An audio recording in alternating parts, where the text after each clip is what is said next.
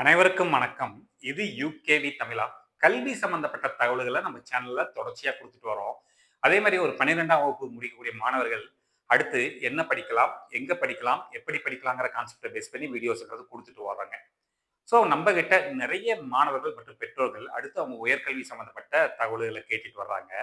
அந்த வகையில அவங்க முக்கியமா ஒரு கேள்விகள் கேட்கறது என்னன்னு பார்த்தீங்கன்னா, டீம்டு டூ பி யூனிவர்சிட்டீஸ்ல வந்து படிக்கலாமா? அதாவது தனியார் பல்கலைக்கழகங்கள்ல படிக்கலாமா? படிச்சா வேலை கிடைக்குமா? 2வது அப்படி வேலை கிடைக்கிறப்ப வந்து பார்த்தீங்கன்னா, கவர்ன்மென்ட் ஜாப்க்கு போக முடியுமா? கவர்ன்மென்ட் எக்ஸாம்ஸான டிஎன்பிஎஸ்சி, யுபிஎஸ்சி எக்ஸாம்ஸ கிளியர் பண்ண முடியுமா? மற்றும் அது சார்ந்து என்ன வேற ஏதாவது சில சிக்கல்கள் இருக்குதா? அப்படின்னு நெறைய பேரண்ட்ஸ் கேட்டிருந்தாங்க. அவங்களுக்கான ஒரு விளக்கமா தான் இந்த வீடியோ இருக்க போகுது. ஸோ இந்த வீடியோல நான் முழுக்க முழுக்க டிஸ்கஸ் பண்ண போறது என்ன அப்படின்னு பார்த்தீங்கன்னா, டீம்டு டூ பி யூனிவர்சிட்டீஸ்ல படிக்கலாமா? வேண்டாமா? ஸோ டீம்டு டூ பி யூனிவர்சிட்டீஸ்ல படிக்கலாமா? வேண்டாமான்னு கேட்டா, தாராளமா படிக்கலாம். அதுல வந்து எந்த சிக்கல்களும் கிடையாது. ஏன்னா தமிழ்நாட்ட பொறுத்தவரைக்கும் ஓரளவுக்கு பெரும்பாலான யூனிவர்சிட்டீஸ் டீம்டு டூ பி யூனிவர்சிட்டீஸ்ங்கிறது ஒண்ணு யுஜிசி அப்ரூவல்ல வந்திருக்காங்க. அப்படின்னா இப்ப தமிழ்நாடு அரசு ஒரு சட்டம் இயற்றி ஸ்டேட் பிரைவேட் யூனிவர்சிட்டீஸ்ன்னு சொல்லி சில பிரைவேட் யூனிவர்சிட்டீஸ் வந்து அப்ரூவல் குடுத்துருக்காங்க. உதாரணத்துக்கு சிவநாடார் யூனிவர்சிட்டி, ஸ்ரீ தனலட்சுமி ஸ்ரீனிவாசன் யூனிவர்சிட்டீஸ் இந்த மாரி இது இது நம்மளுக்கு தெரிஞ்ச யூனிவர்சிட்டி. இது இல்லாம நெறைய லிஸ்ட் ஆஃப் யூனிவர்சிட்டீஸ்ன்னு பார்க்குறப்ப, தமிழ்நாட்டுல நெறைய நிகர்நிலை பல்கலைக்கழகங்கள் இருக்குது. யுஜிசியோட வெப்சைட்ல போயிட்டு நம்ம வந்து செக் பண்றப்ப, தமிழ்நாட்டுல மட்டும் ஒரு 50க்கும் மேற்பட்ட பல்கலைக்கழகங்கள் இருக்குது. அதுல ஸ்டேட் கவர்ன்மென்ட் யூனிவர்சிட்டீஸ் இருக்குது, சென்ட்ரல் கவர்ன்மென்ட் யூனிவர்சிட்டீஸ் இருக்குது. அதுபோக பிரைவேட்டாவும் யூனிவர்சிட்டீஸ்ங்கிறது இருக்குதுங்க. ஸோ அப்ப முதல் கேள்வி, டீம்டு டூ பி யூனிவர்சிட்டீஸ், பிரைவேட் யூனிவர்சிட்டீஸ்ல படிக்கலாமான்னு கேட்டா, தாராளமா படிக்கலாம். ஓகே. இப்ப பேரண்ட்ஸ் கேட்ட ஒரு முக்கியமான கேள்வி. இத படிச்சா வேலை கிடைக்குமா? தாராளமா கிடைக்கும். வேலைங்கிறப்ப நம்ம வந்து பிரைவேட் ஜாப்ஸ்க்கும் போய்க்க முடியும். 2வதா வந்து பார்த்தோம் அப்படிங்கிற பட்சத்துல, கவர்ன்மென்ட் ஜாப்ஸ்க்கும் போக முடியும். ஏன்னா, நம்ம வந்து நெறைய பேர் கேட்கறது என்னன்னா, சில டீம்டு யூனிவர்சிட்டீஸ்ல வந்து சர்டிஃபிகேட் எல்லாம் வந்து கவர்ன்மென்ட் எக்ஸாம்க்கு எடுத்துக்கிறது இல்ல. கவர்ன்மென்ட் எக்ஸாம்க்கு வந்து அப்ளை பண்றது இல்ல. கவர்ன்மென்ட்டோட இன்டர்வியூல கலந்துக்க முடியல அப்படிங்கிற மாரிலாம் சில பேருக்கு வந்து ஒரு டவுட் இருக்குங்க.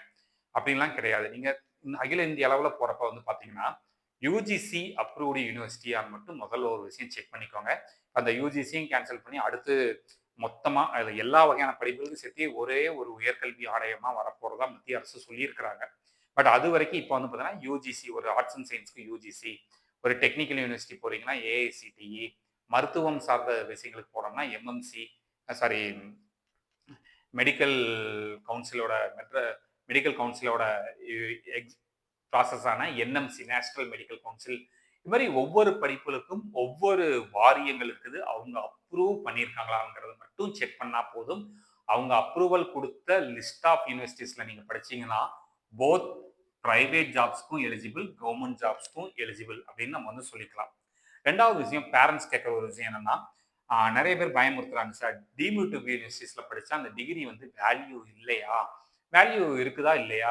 அங்க வந்து அந்த யுனிவர்சிட்டியில படிக்கிற சர்டிஃபிகேட்ஸ் வந்து பிரைவேட்ல ஐடி கம்பெனிஸ்ல ஏத்துக்க மாட்டேங்கிறாங்க அப்படின்லாம் சொல்றாங்க. அது உண்மையான்னு கேட்டா உண்மை கிடையாது. அது பொய்.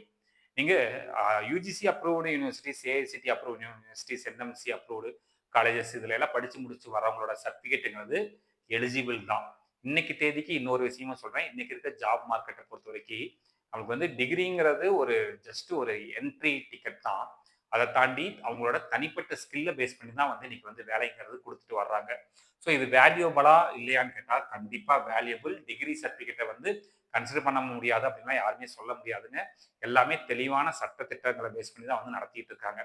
சில டீம்டு யூனிவர்சிட்டீஸ் தமிழ்நாட்ட பொறுத்தவரைக்கும் அந்த லிஸ்ட்ல வந்து பார்த்தீங்கன்னா, பெரும்பாலும் வர்றதில்ல. அதாவது இந்த ஃபேக் யூனிவர்சிட்டீஸ் லிஸ்ட்ட பொறுத்தவரைக்கும், தமிழ்நாட்டுல இருக்கக்கூடிய பெரும்பாலான பல்கலைக்கழகங்கள் 99 100% சொல்லலாம். பெரும்பாலான யூனிவர்சிட்டீஸ் வந்து நம்ம தமிழ்நாட்ட பொறுத்தவரைக்கும் ஃபேக் யூனிவர்சிட்டீஸ் கிடையாது. எல்லாருமே ஒண்ணும் ப்ராப்பர் அப்ரூவலோட நடத்திட்டு இருக்கிறாங்க.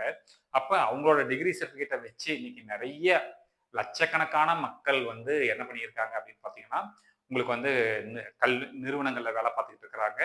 தென் வந்து அரசு வேலை வாய்ப்புகளுக்கும் போய் தான் இருக்கிறாங்க. ஸோ அங்க வந்து உங்களுடைய தனிப்பட்ட திறமை தான் தேவையே தவிர்த்து, அங்க வேல்யூபிளா இல்லையாங்கிறதெல்லாம் நம்ம யோசிக்கவே தேவையில்ல. வேல்யூபிள் தான். கடைசி விஷயம். ஓகே. டீம்டு டு யூனிவர்சிட்டீஸ் போறப்ப நம்ம கன்சிடர் பண்ண வேண்டியது 2 விஷயம் தான். ஒண்ணு ப்ராப்பர் அப்ரூவல் வாங்கியிருக்காங்களா? இத தான் நம்ம வந்து மெயினா கன்சிடர் பண்ணணும். அதுக்கு தான் நான் சொல்றது என்னன்னு பார்த்தீங்கன்னா, டீம்டு டு பி யூனிவர்சிட்டிஸை வந்து not only deemed to be university, நீங்கள் எந்த கல்லூரியை சேர்றீங்கனாலும் யூஜிசிக்கு கீழே அப்ரூவல் இருக்குதாங்கிறத மட்டும் யூஜிசி வெப்சைட்டில் செக் பண்ணுங்க. முக்கியமான விஷயம் நம்ம என்னன்னா ஃபீஸ் ஸ்ட்ரக்சர். ஃபீஸ் ஸ்ட்ரக்சரை பொறுத்த வரைக்கும் டீம்டு டு பி யூனிவர்சிட்டிஸில் கொஞ்சம் எப்பயுமே கொஞ்சம் வந்து எப்படி இருக்குன்னு பார்த்தீங்கன்னா ஹையாக தான் இருக்கும் when comparable to private colleges, government colleges and government universities. இப்போ தமிழ்நாட்டை பொறுத்த வரைக்கும் பார்த்தோம் அப்படிங்கிற விஷயத்தில் தமிழ்நாட்டில் அந்த டீம்டு டு பி யூனிவர்சிட்டிஸ்ங்கிறப்ப engineering and medical deemed to be universities தான் கொஞ்சம் அதிகமாக இருக்குது. ஆனால் ஆர்ட்ஸ் அண்ட் சயின்ஸ்க்கு வந்து பார்த்தீங்கன்னா பெரும்பாலும் என்ன பண்ணிடுறாங்க அப்படின்னு பார்த்தீங்கன்னா தமிழ்நாடு கல்வியில் ஒரு தலை சிறந்த இடத்துல இருக்கிறாங்க. அப்போ தமிழ்நாட்டில் அதிகப்படியான அரசு கலை மற்றும் அறிவியல் கல்லூரிகள் இருக்குது. அது போக வந்து பார்த்தீங்கன்னா தமிழ்நாட்டில் நிறைய கவர்மெண்ட்டோட யூனிவர்சிட்டிஸே ஒவ்வொரு டிஸ்ட்ரிக்ட் வைஸ்ன்னு வச்சு, இப்போ உதாரணத்துக்கு Bharathidasan university, Bharathiyar university, Madras university, மதுரையில் காமராஜர் யூனிவர்சிட்டி, பெரியார் யூனிவர்சிட்டி, நெல்லை மனோன்மணியம் சுந்தரராவ் யூனிவர்சிட்டின்னு சொல்லிட்டு ஓரளவுக்கு ஒரு 2-3 டிஸ்ட்ரிக்ட்டுக்கு இல்லை ஒரு 4-5 டிஸ்ட்ரிக்ட் வச்சு ஒரு யூனிவர்சிட்டி வந்து அவங்க வந்து இருக்குதுங்க. அப்போ நம்மளுக்கு என்ன ஆகுதுன்னு பார்த்தீங்கன்னா தமிழ்நாட்டை பொறுத்த வரைக்கும் ஓரளவுக்கு ஆர்ட்ஸ் அண்ட் சயின்ஸ் படிப்புகளுக்கு நம்மளுக்கு வந்து கவர்மெண்ட் காலேஜஸ் இருக்குது. அதை தாண்டி ஃபேமஸான நிறைய private arts and science colleges இருக்குதுங்க. பட் வந்து டீம்டு டு பி யூனிவர்சிட்டிஸில் எங்கே போய் மாணவர்கள் வந்து அதிகமாக சேர்றாங்கன்னா மெடிக்கல் கோர்சஸ் கூட வந்து பார்த்தீங்கன்னா அது கம்பல்சரி இத்தனை சீட்டு தான் இருக்குது. அந்த மெடிக்கல் கோர்சஸ்க்கு போகணுன்னாலுமே நீங்கள் வந்து த்ரூ எம்சிசி கவுன்சிலிங் வழியாக தான் போக முடியும். அதில் எந்த ஒரு ஏமாற்று வேலைகளும் பண்ண முடியாது. முக்கியமாக வந்து பார்த்தோன்னா இன்ஜினியரிங் படிக்கணும் அப்படிங்கிற மாணவர்கள் தான் அதிகமாக டீம்டு டு பி யூனிவர்சிட்டிஸில் போய் சேர்றாங்க. அப்போ இந்த இன்ஜினியரிங் படிக்கக்கூடிய மாணவர்கள் டீம்டு டு பி யூனிவர்சிட்டிஸ் போகிறப்ப மெயினாக கன்சிடர் பண்ண வேண்டிய விஷயம் ஃபீஸ் ஸ்ட்ரக்சர். ஏன்னா நீங்கள் ஃபீஸ் ஸ்ட்ரக்சரை பொறுத்த வரைக்கும் டீம்டு டு பி யூனிவர்சிட்டிஸ்க்கு லிமிட்டேஷன்ஸ் கிடையாது. இப்போ நீங்கள் அண்ணா யூனிவர்சிட்டிக்கு கீழே செயல்படுறீங்கன்னா இவ்வளோதான் ஃபீஸ் வாங்கணும், டியூஷன் ஃபீஸ் வாங்கணும், இவ்வளோதான் கல்லூரி கட்டணம் வாங்கணும் அப்படின்னு சொல்லிட்டு சில விஷயங்கள் இருக்குதுங்க. பட் டீம்டு டு பி யூனிவர்சிட்டிஸாக போகிறப்ப உங்களுக்கு அந்த லிமிடேஷன்ஸ் கிடையாது. அப்போ என்னன்னா ஃபீஸ் வைஸ் உண்மையாலுமே சொல்கிறேன் டீம்டு டு பி யூனிவர்சிட்டிஸில் வந்து ஹையாக தான் இருக்குது. சில கல்லூரிகளில் வந்து அதாவது ஒரே ஃபிக்ஸ்டு ஃபீஸ் ஸ்ட்ரக்சர் ஃபாலோ பண்ணாமல் ஃபீஸ் ஸ்ட்ரக்சர் 1, 2, 3, 4, 5ன்னு போயிட்டே இருக்குது. சில கல்லூரிகளில் ஒரே கோர்ஸுக்கு ஒரே கிளாஸில் உட்காந்துருக்க மாணவர் 2 லட்சமும் கட்டுறாரு, பக்கத்தில் இருக்க மாணவர் 3 லட்சமும் கட்டுறாங்க, அதுக்கு பக்கத்தில் இருக்கக்கூடிய மாணவர் 4 லட்சமும் கட்டுறாரு, சில மாணவர்கள் 6 லட்சமும் கட்டுறாங்க. ஹாஸ்டல் ஃபீஸ் எல்லாம் கன்சிடர் பண்றப்ப நம்மளுக்கு கிட்டத்தட்ட வருஷத்துக்கு 8 லட்சம் ரூபாய் வரைக்கும் பே பண்ணக்கூடிய மாணவர்களும் தமிழ்நாட்டில் இருக்காங்க. 8 லட்சம் ரூபாய் வரைக்கும் வருஷத்துக்கு வாங்கக்கூடிய கல்லூரிகளும் தமிழ்நாட்டில் தான் இருக்குது. இன்னைக்கு தேதிக்கு டீம்டு டு பி யூனிவர்சிட்டிஸ்ல மினிமம் இன்ஜினியரிங் வந்து ஃபீஸுங்கிறது மினிமம் சொல்றேன் ஓரளவுக்கு 3 லட்சம் ரூபாங்கிறது ஒரு ஃபிக்ஸ்டா வந்து கொண்டு வந்துட்டாங்க. இது போக வந்து அடிஷனலா வந்து ஹாஸ்டல் ஃபீஸுங்கிறது இருக்கலாம். இந்த 1 லட்சம் 2 லட்சம்ங்கிறதெல்லாம் வந்து பார்த்தீங்கன்னா ரொம்ப மினிமம் ஆஃப் பர்சன்ஸ்க்கு தான். அதாவது ரொம்ப ரொம்ப கம்மியான பர்சன்ஸ்க்கு மட்டும் தான் சில ஸ்காலர்ஷிப் தர்றாங்க. பெரும்பாலும் இன்னைக்கு கொண்டு வந்துட்டாங்க ஃபேமஸான டீம்டு டு பி யூனிவர்சிட்டிஸ்ல. ஸோ அப்போ ஃபீஸ் ஸ்ட்ரக்சரை மட்டும் நல்லா கன்சிடர் பண்ணிக்கோங்க. பட் கம்பேரபிளி அதர் ஸ்டேட்ஸ்ல வந்து உங்களுக்கு டீம்டு டு பி யூனிவர்சிட்டிஸ்ல தமிழ்நாட்டோட ஃபீஸ் அதிகமாக வாங்குறதுனால தான் நிறைய மாணவர்கள் கேரளாவில இருந்தும் ஆந்திராவில இருந்தும் மாணவர்கள் வந்து தமிழ்நாட்டில் வந்து குமிகிறாங்க. ஏன்னா இங்க தமிழ்நாடை பொறுத்த வரைக்கும் கொஞ்சம் ஃபீஸ் ஸ்ட்ரக்சர் கம்மியா இருக்கிறாங்க. பட் அந்த ஃபீஸே நம்மளுக்கு வந்து ரொம்ப அதிகமாக தெரியுதுங்க. ஸோ இதெல்லாம் தான் டீம்டு டு பி யூனிவர்சிட்டிஸை பொறுத்த வரைக்கும் கன்சிடர் பண்ண வேண்டிய விஷயம். இன்ஃப்ராஸ்ட்ரக்சர் இருக்குதான்னு பார்த்துக்கோங்க, அதுக்கு தகுந்த மாதிரியான பேராசிரியர்கள் இருக்கிறாங்களான்னு பார்த்துக்கோங்க, லேப் ஃபெசிலிட்டிஸ் இருக்குதான்னு பார்த்துக்கோங்க, உண்மையாலுமே ப்ராப்பராக எக்ஸாம்ஸ் நடத்துகிறாங்களாங்கிறதையும் ஒரு விஷயம் செக் பண்ணிக்கோங்க.